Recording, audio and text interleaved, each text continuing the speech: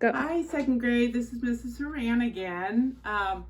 I've been out of commission for a couple days because I broke my phone. So I have a new phone and I have a treat for us tonight. This is my husband and he's going to read to us. Hey, second grade. Well, the book that Mrs. Horan chose for me to read is called Hooray for Diffendoofer Day. It's a Dr. Seuss book, but it's also, Dr. Seuss was not able to finish the book, so a friend of his, Jack Prelutsky, you may have read some of his poems, helped to finish the book. But it's one of my favorites. I love books that rhyme. And of course, Dr. Seuss, you know, most of his books rhyme. And so this is Dr. Seuss, Hooray for Diffendoofer Day. I've always lived in Dinkerville. My friends all live here too. We go to Diffendoofer school. We're happy that we do. Our school is at the corner of Dinkzuber and Dinkzot. It looks like any other school, but we suspect it's not. I think we're learning lots of things not taught at other schools. Our teachers are remarkable. They make up their own rules. Miss Bobble teaches listening. Miss Wobble teaches smelling. Miss Fribble teaches laughing, and Miss Quibble teaches yelling. Miss Twining teaches tying knots in neckerchiefs and noodles, and how to tell chrysanthemums from miniature poodles. Miss Vining teaches all the ways a pigeon may be peppered, and how to put a saddle on a lizard or a leopard. My teacher is Miss Bonkers. She's as bouncy as a flea. I'm not certain what she teaches, but I'm glad she teaches me. Look, she chirps, I'll show you how to tell a cactus from a cow.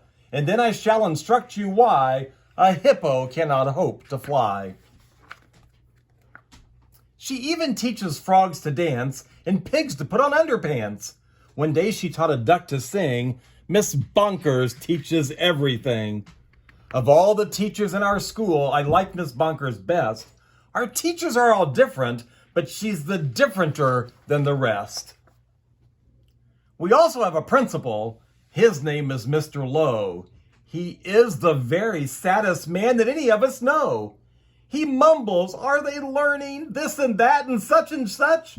His face is wrinkled as a prune from worrying so much. He breaks a lot of pencil points from pushing down too hard, and many dogs start barking as he mopes around the yard. We thinks he wears false eyebrows. In fact, we're sure he does. We've heard he takes them off at night. I guess we'll never know. But we know he likes Miss Bonkers. He treats her like a queen. He's always there to watch her when she's on her trampoline. There are many other people who make Diffendoofer run. They are utterly amazing. I love every single one.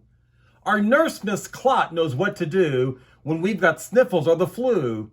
One day I had a splinter, so she bandaged me from head to toe. Mr. Plunger, our custodian, has fashioned a machine, a super zuper flooper do. He keeps the whole school clean. Our music teacher, Mrs. Fox, make bagpipes out of straws and socks. Our art instructor, Mr. Breeze, paints pictures hanging by his knees. In science class with Mr. Katz, we learn to build robotic rats. In gym, we watch as Mr. Bear hoists elephants into the air. Miss Loon is our librarian. She hides behind the shelves and often cries out louder when we're reading to ourselves. We have 3 cooks, all named McMunch, who merrily prepare our lunch. They make us hot dogs, beans, and fries, plus things we do not recognize. As they cook, they sing their song, not too short, not too long. Roast and toast and slice and dice. Cooking lunch is oh so nice.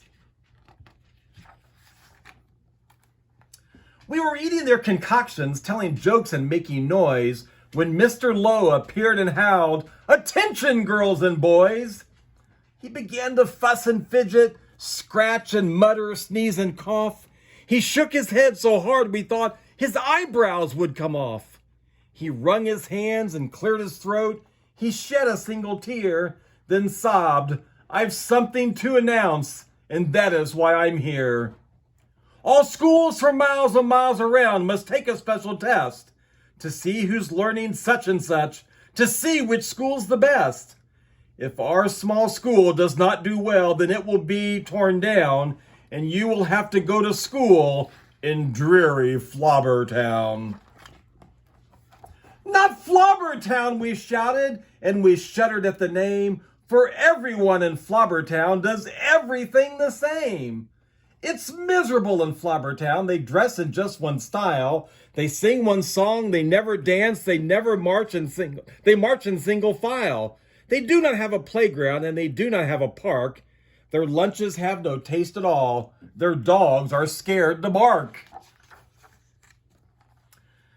Miss Bunkers rose. Don't fret, she said. You've learned the things you need to pass that test and many more. I'm certain you'll succeed. We've taught you that the earth is round, that red and white make pink, and something else that matters more. We've taught you how to think.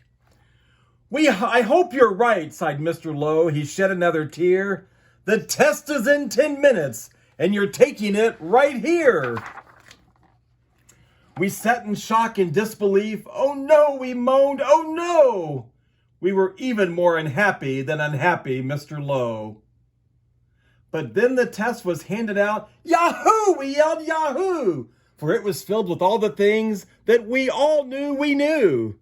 There were questions about noodles, about poodles, frogs, and yelling, about listening and laughing and chrysanthemums and smelling. There were questions about other things we'd never seen or heard, and yet we somehow answered them, enjoying every word. 1 week later, after recess, Mr. Lowe meandered in.